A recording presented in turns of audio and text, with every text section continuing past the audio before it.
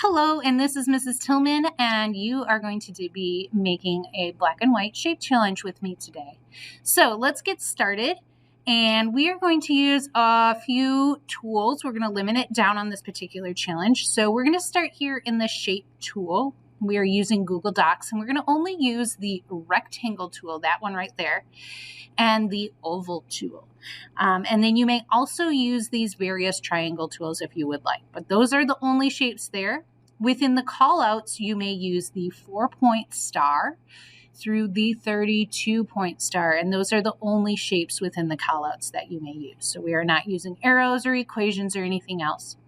I'm going to go ahead and grab my circle. I am going to start by, well, you're only using black and white, hence the black and white shape challenge. So we're not using any other colors within this. So I'm going to make my circle transparent. Then I am going to choose the thickness of my border line because it's already black. I'm going to go ahead and try a 24-point. And maybe make it a little bit more round instead of ovalish. I'm going to scooch it up here in this corner. Okay, I'm going to grab another circle. I'm going to run this inside. And one thing for you to know, like if you notice my shape there, it's going to auto shift right back to where you were. So if you want to change that, you can. I'm going to make that a little bit smaller. And then I am going to use the dotted lines. That's another option that you have to go ahead and use. So I'm playing around with looking at, how do things look? What do I like? Now, like I was saying, one thing you can notice is if I grab that corner and smush it around, I can kind of make more of an oval. But if I hold the shift key down, it's going to keep this, a circle. So I'm going to keep that shift key down and I'm going to scooch that over. And you can see where those red lines come up. Well, that shows me that it is now in the center of that circle.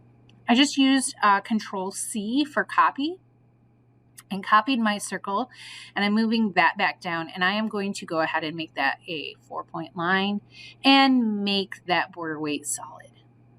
And then I'm going to fill this with some white so that we can start creating some kind of differences between here. I'm going to make sure, and again, copied that, shrink it down. That's the cool thing about that copy tool is I don't have to think about anything. I can just go ahead and copy it, and I made the background black. So I'm just double checking that everything is within, so, that target. Now I'm going to click on each individual shape. And what I'm doing is I'm holding the shift key down and I am copying them all. Usually they have it right here. I'm going to go in here to group and I am going to group these shapes. Now what I can do is hold down my Control C for copy and I can copy and paste that. So paste is Control V as in victory. Yay. All right. Now, sometimes when you paste it, it should group it, but sometimes it doesn't. Again, holding that shift key down, you see how that got discombobulated there? So we're just having a little bit of problems.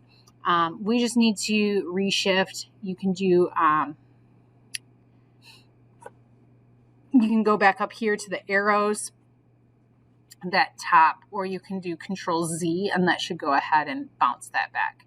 So I'm just keep checking, making sure that that group is there. For some reason, it's just glitching a little bit and I'm not exactly sure. Something went awry. I'll just leave it off. Okay, so we're going to copy and paste this again. Slide it over and resize. I'm going to play around with some of that. Just slide it over here. See what I can do to kind of play with the dynamics. So we want to think about as we're working on this, what is the emphasis? What is going to jump out at us when we first look at this picture? And that's something that's really important in art. But I'm going to come over here and play around with some of this background. Now, maybe build up the line. Just kind of doodling as I'm thinking through. Now remember, we want to have 18 shapes. So when I'm counting this, like I could count that circle I'm on right now as, 1, 2, 3, 4 shapes, but that's really not true. That's going to be one shape. So we want to make sure that as we are working on our shapes, we're thinking about that like 18 shapes. Okay. So if there's things inside of it, that doesn't count as 4 shapes, that counts as 1. And so we want 18 shapes, and we want 12 of those shapes to have things with inside of them. And then the rest have to be someplace. So since it's so hard to think and create sometimes, what I'm going to do is I'm going to stop talking. And I'm going to let you watch a sped up montage here of me working on this and getting this completed.